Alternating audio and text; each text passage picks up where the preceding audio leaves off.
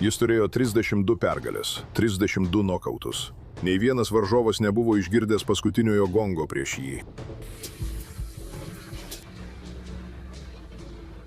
Dauguma žmonių manė, kad Wilfredas Gomesas tuoj pat sudaužys Salvadorą Sančesą. Tai, kas iš tikrųjų įvyko, tapo vienu geriausių pasirodymų bokso istorijoje. Puerto Rico – monstras. Wilfredas Gomesas nebuvo tik čempionas. Jis buvo fenomenas. 32 kovos, 32 nokautai. Visi ir kiekvienas varžovas, su kuriuo jis susidūrė, buvo nokautuoti. Ne pagal taškus, ne dėl pranašumo darbe. Ne, nokautuoti.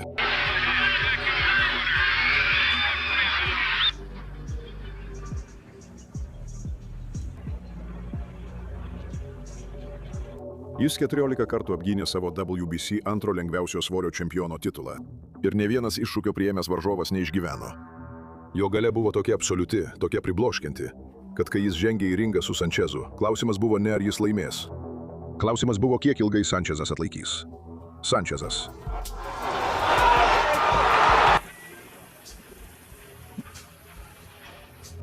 Bokso pasaulis jau buvo susitaikęs su šia mintimi. Gomesas buvo naikintojas. O naikintojai nepralaimė. Salvadoras Sančesas jau buvo pasaulio bokso tarybos plunksninio svorio čempionas. Jis 2 kartus nugalėjo Danį Lokasą. Pasirodymai, kurie turėjo pelnyti jam visų žiūrovų pagarbą.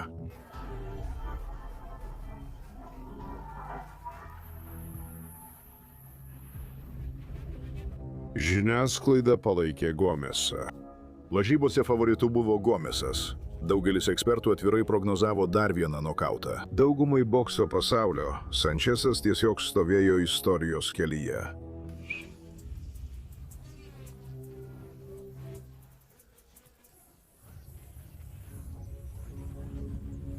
Sančesas nebuvo tik čempionas. Jis buvo technikas. Ir 1981 metai rugpjūčio. 21 dieną Las Vegase jis ruošėsi tai parodyti visam pasauliui. Kai prasidėjo vakaras, jau buvo aišku, kad tai bus daugiau nei paprasta kova. Puerto Rico sirgaliai buvo atvykę pamatyti Wilfredo Gomeso. Meksikiečių sirgaliai buvo atvykę pamatyti Salvadoro Sančeso. Muzika, triukšmas ir įtampa Cezario rūmuose darė šį vakarą panašesnį į karą, nei į bokso kovą. Nacionalinis.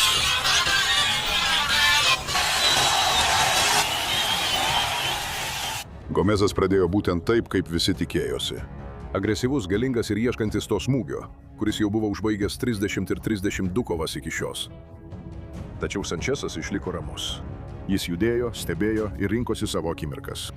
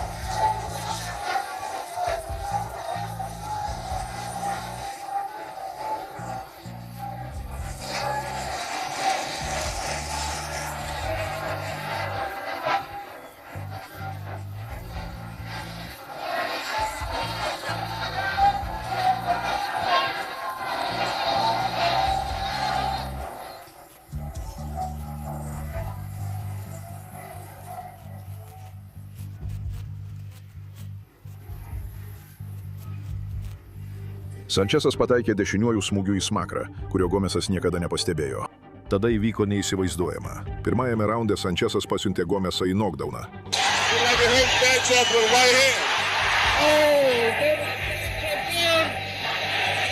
Gomesas atsistojo. Tačiau kažkas buvo pasikeitę. Naikintojas dabar buvo sunaikintas. Sančesas išsilaisvino, o Gomesas vos laikėsi iki pirmojo raundo pabaigos.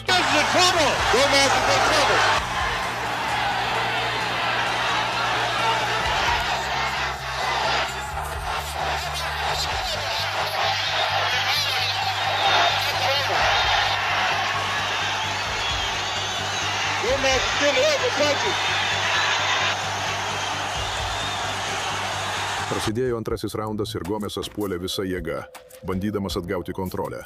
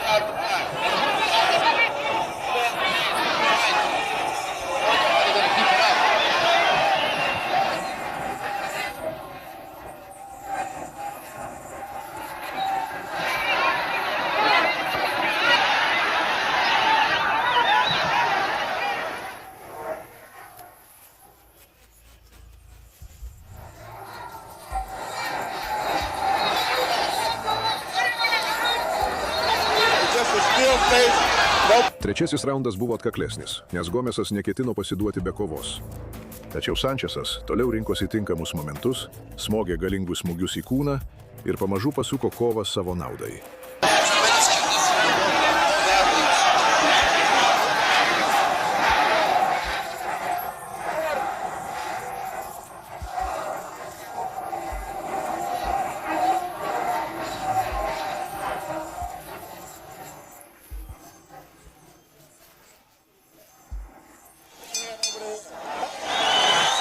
Raundas po raundo Sančesas toliau išvengdavo stipriausių Gomeso smūgių, tuo pačiu pataikydamas tikslesnius ir švaresnius smūgius.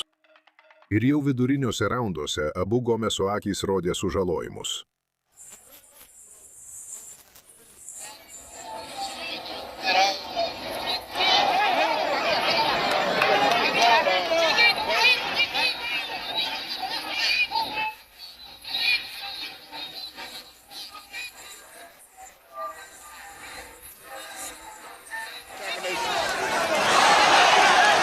Kiekvienas praeinantis raundas vertė Gomesą elgtis vis drąsiau.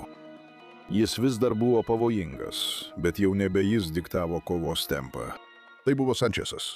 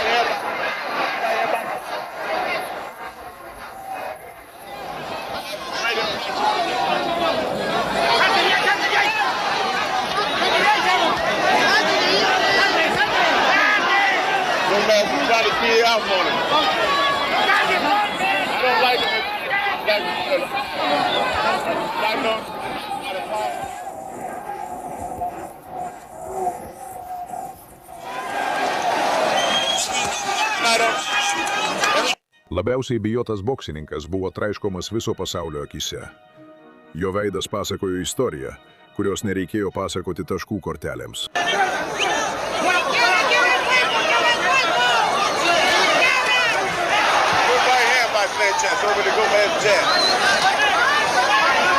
Gomez almost appears to have got plenty of vision with that right eye. That's right.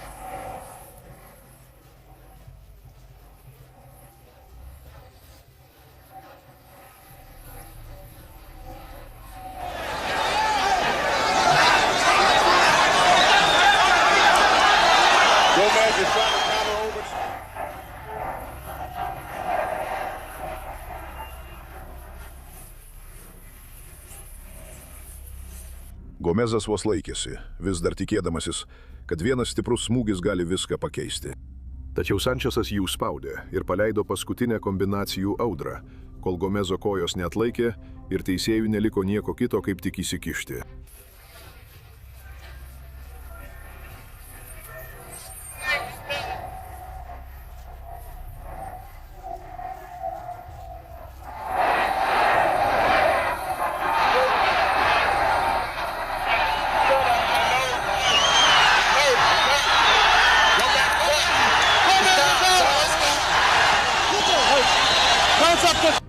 Wilfredas Gomezas įžengė į ringą kaip labiausiai boksininkų bijotas kovotojas.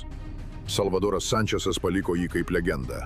Praėjus mažiau nei 2 metams, Sančesas tragiškai žuvo automobilio avarijoje, būdamas vos 23 metų. Čempionas, kuris išėjo per anksti, kol pasaulis dar nebuvo iki galo supratęs, ką buvo išvydęs.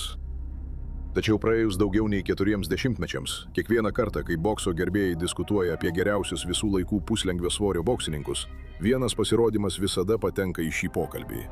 Nes 1981 metai rugpjūčio. 21 dieną žmogus turėjęs 32 nokautus savo sąskaitoje, pagaliau susitiko su tuo, kurio nepavyko palaužti. Ir per 8 nepamirštamus raundus Salvadoras Sančesas padovanojo bokso pasauliui tikrą šedevrą.